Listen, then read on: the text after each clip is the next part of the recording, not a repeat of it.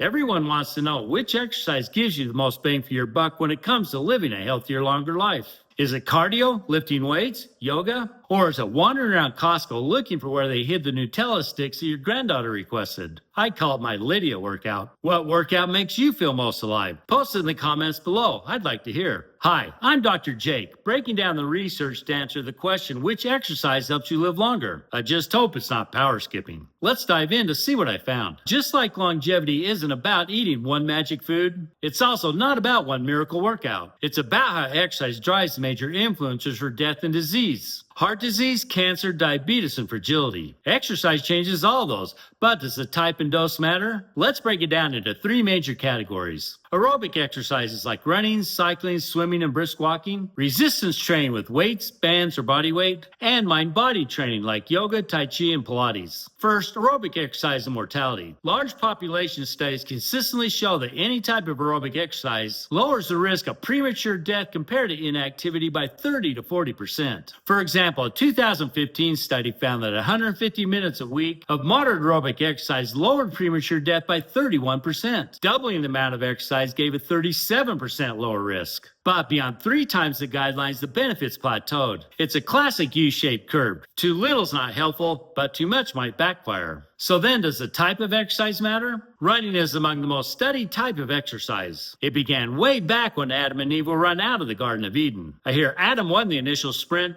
but Eve had more endurance. Lee et al. Followed 55,000 adults for 15 years and found runners had a 30 to 45% lower risk of death from any cause and lived about 3 years longer on average. Even 5 to 10 minutes per day slow jogging provided benefits. However, extreme mileage and frequent high-intensity marathons may slightly reduce the benefit curve, possibly due to cardiac strain and inflammation. Running or jogging then is great for heart health, VO2 max, or longevity, with 2 to 4 hours or moderate mileage per week. Cycling offers similar cardiovascular mortality benefits with lower stress joint. Matthews et al. Reported that regular cyclists have about a 35% lower mortality risk and excellent metabolic health. Commuter cycling in Denmark and the UK has also been linked to reduce cardiovascular and cancer deaths, even when adjusted for fitness level and smoking. Cycling's value is its low impact improvements on cardiovascular and metabolic health, and an excellent workout for those wanting to reduce joint stress.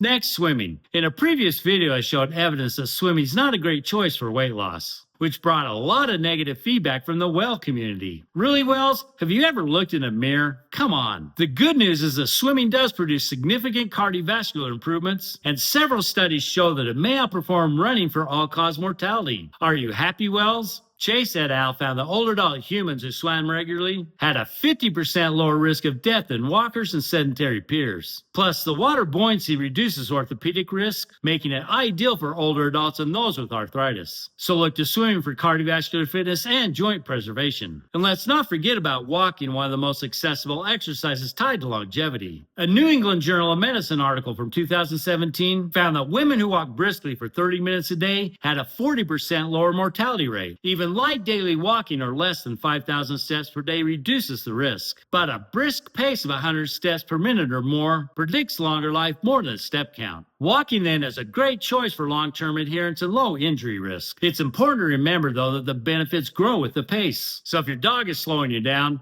try wearing a squirrel suit. That should do it. Okay, cardio helps you live longer, but that's only half the story. If your heart's healthy but you can't stand up from a chair, you're not living well. Enter resistance training. A large meta-analysis from the British Journal of Sports Medicine found strength training once or twice a week lowered all-cause mortality by 10 to 20% independent of aerobic activity. And combining strength with cardio, that's where the significant gains are found. People who did both had a 40% lower risk of death from any cause compared to those who did neither. Resistance exercise preserves muscle mass, bone density, and insulin sensitivity, all of which decline with age and predict survival. For example, sarcopenia, age-related muscle loss, triples the risk of death. But lifting weights or doing body resistance exercises a few times a week can literally turn back the biological clock. Jack LaLanne, the godfather of fitness and fashionable one-piece workout suits, lived age 96. Speaking of stylish workout clothing, you may not think of yoga, Pilates, and Tai Chi as life-extending workouts, but don't underestimate them. A 2022 meta-analysis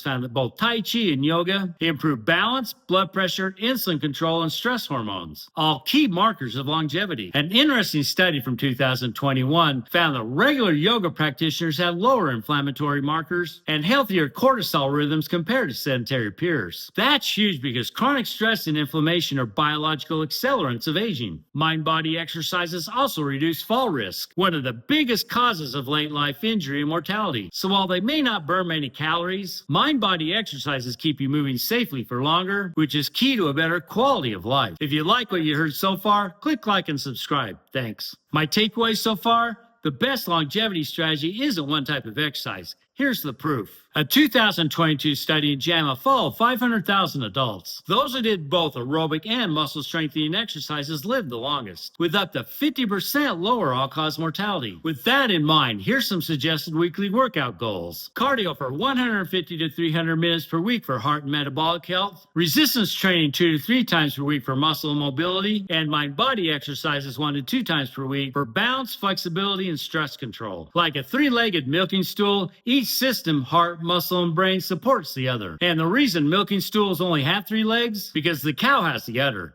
I hear your groans. Maybe more important than the type of exercise you choose is the intensity of your workouts. While moderate cardio is done at 50 to 70% of heart rate max, and vigorous aerobic exercise from 70 to 85%, research shows that it's beneficial to push above 85% at times. A large long-term high-intensity interval training study in older adults found that participants who performed HIIT training at 90% of heart rate max twice a week had a lower risk of all-cause mortality after 5 years compared to those doing moderate continuous training.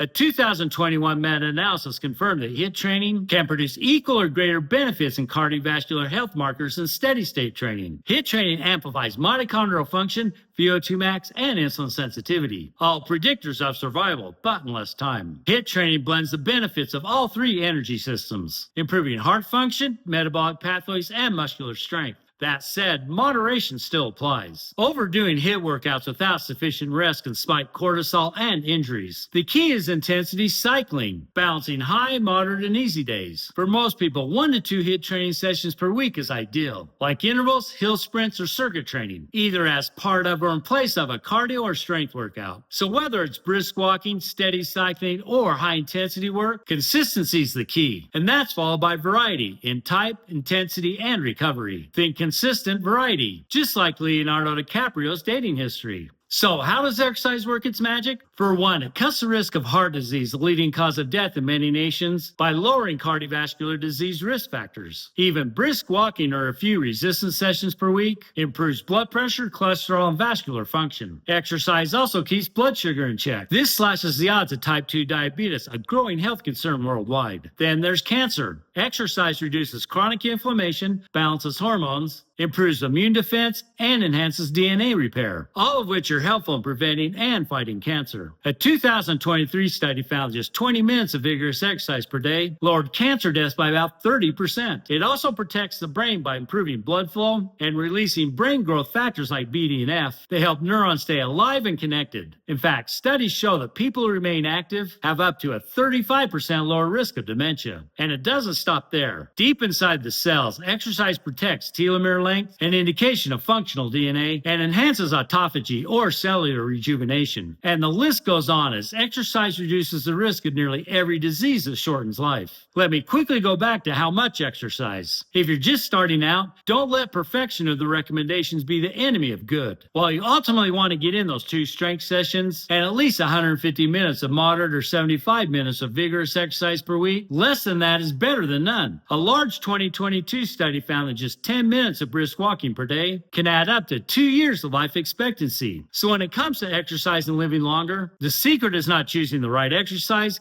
it's consistency. The world's longest lived populations, or blue zones, where people often reach their 90s or 100s far above the global average, don't have gym memberships, but they do have walking paths, gardens, and manual labor. Watch for the Loma Linda gardening workout. It's basically CrossFit, but with compost piles and fewer selfies. So the secret isn't which exercise to do, but to keep moving. Find a routine that you enjoy, ideally a mix of cardio for your heart, resistance for your muscles, and mind-body training for your brain. And on the days days when you're not feeling it, just give it 10 minutes and then see how you feel. If you want to keep going, great. If not, you've done more than zero, which is a small win towards living longer. If you want to hear more ways of how to add quantity and quality to your life, subscribe and share with someone else who could benefit. Thanks for watching. And as always, my answers come from peer-reviewed research.